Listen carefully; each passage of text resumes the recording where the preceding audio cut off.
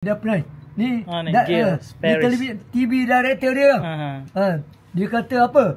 Dia tidak pernah jumpa lah orang macam Tok Ki suka bantu, very humble. Tok Ki kata, aku memanglah nak khabar orang, jangan buang sampah di mana-mana saja. Ini aku punya prosedur aku. Kalau orang buang sampah, lama-lama punah laut ni, punah dengan sampah. Tok Ki cakap gitulah. Betul. Ni dia ni cameraman lah. Kemudian dia kata apa? Dia kata our real model for the future generation. Betul.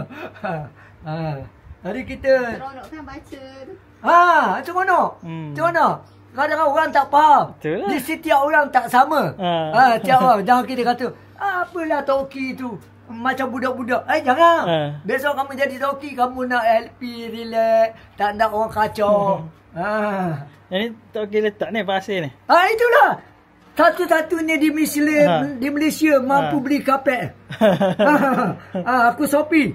Beli Shopee lah. Kat supermarket pantai. Tak nak bagi kaca pecah ya.